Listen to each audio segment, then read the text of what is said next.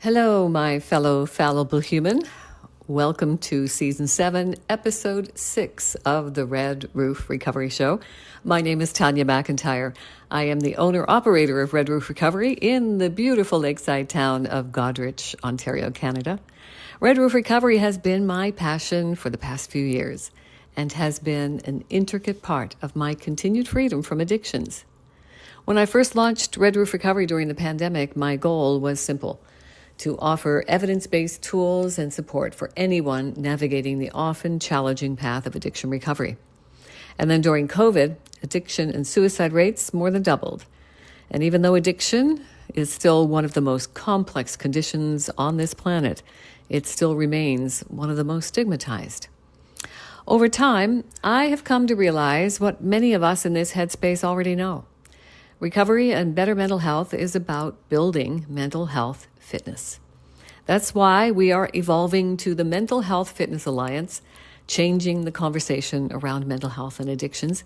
We're moving from illness to wellness and from stigma to strength. At the Mental Health Fitness Alliance, we believe mental wellness is a necessity. Just like physical fitness strengthens our body, mental fitness strengthens our mind, helping us thrive in an increasingly complex world. Operating under the trusted umbrella of Red Roof Recovery, the Mental Health Fitness Alliance was created to meet the growing need for proactive mental health education and empowerment. We are passionate about bridging the gap between mental health awareness and practical everyday tools that promote resilience, emotional intelligence, and sustainable well-being. So everything that matters is staying the same. The name of this podcast will remain the same simply because the platform is established, and I hope you'll stay a subscriber and a supporter because we're continuing to talk real talk about mental health illnesses. We'll be sharing useful tools and techniques and strategies, supportive insights, and always a judgment-free lens on mental health and mental well-being. This small change reflects a larger mission to help us shift the way we think and talk about mental health, to move from shame to strength, and to move from stigma to self-awareness. In this episode of the Red Roof Recovery Show, you will learn how to achieve and maintain better mental health with what I call my Formula A. When I find myself stressed or depressed, it's important to find ways to cope, ways that won't lead me back into my addictions. So I've developed a formula that helps me reduce anxiety, increase my energy levels, and enhance my mood. I call it my Formula A, and it has just 4 simple ingredients. The first A is awareness. Awareness of my thoughts. It helps me to recognize that most of them are repetitive and unhelpful. Being aware of this makes it easier for me to do something like catch it, check it, change it. I like to come up with these snappy slogans so they're memorable. So in this awareness phase, I catch any unhelpful thoughts. I check it using tools from CBT, which is just simply cognitive behavioral therapy. That's just thinking therapy. And then we change it to a more helpful thought. I often talk about one of my favorite doctors, Dr. David Burns. He's a pioneer in CBT. His website is feelinggood.com. And he created a list of the 10 most common cognitive distortions, which are really just unhelpful thoughts.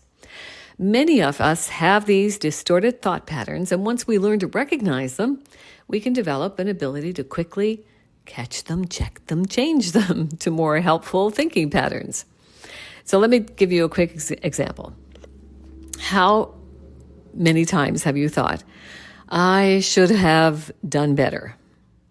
So this is catching it. It's like, that is an unhelpful thought. It's called in the cognitive distortion list, shoulding yourself.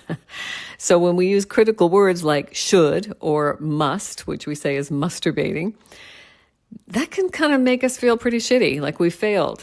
And that can lead to anger, frustration, and even lack of motivation.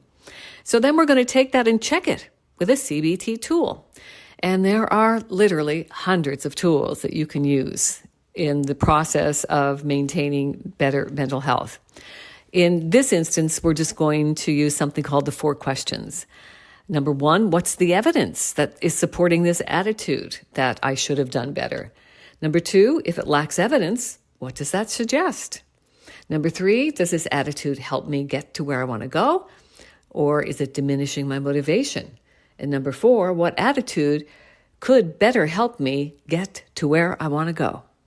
And then we change it with a more helpful and less rigid thought. Something like, okay, maybe I should have done that, but I can learn to do better. I can strive to do my best, and my best is good enough. So now we get to the second A of the formula A, and that's avoidance. Avoiding people, places, and things that can potentially lead you into disturbing thoughts.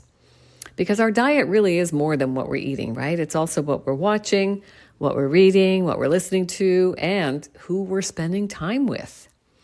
We become the company we keep. So it's worth the effort to keep good company. So make a conscious effort to watch uplifting programs, read inspiring stories, listen to music with positive lyrics, and keep the company of people who are lifting you up and not pulling you down. And then the next A of the formula A is focusing your attention on things you can change. There's great power in knowing that the only thing we can control in life is ourselves. And the final A in the formula A is acceptance. Accepting that life can sometimes be challenging and that we humans are fallible. We're doing the best we can to navigate life the best way we know how. Unconditional acceptance of ourselves, others, and life can foster better mental health. So remember to talk to yourself like you talk to your best friends, using encouraging, supportive, compassionate language. And if you would like a copy of the 10 Common Cognitive Distortions created by Dr. David Burns, you can email me at info@redroofrecovery.com, and I will send that to you. I love giving Dr. Burns credit for that because it seems to have been hijacked by the whole industry. But it was actually Dr. David Burns that came up with that list back in the 70s. So this is going to be kind of how the podcast is happening from now on, now that we have evolved into Mental Health Fitness Alliance. As always, may the force be with you, and remember, you are the force. My name is Tanya McIntyre, owner-operator of Red Roof Recovery in the beautiful lakeside town of Goderich, Ontario, Canada. And now, mental health fitness trainer with Mental Health Fitness Alliance, where our mission is to educate and empower individuals, families, and corporations to prioritize and strengthen mental wellness. Our goal is to make mental health practices as common and as valued as physical fitness routines. I hope to hear from you soon. Thanks for being here with me. Bye for now.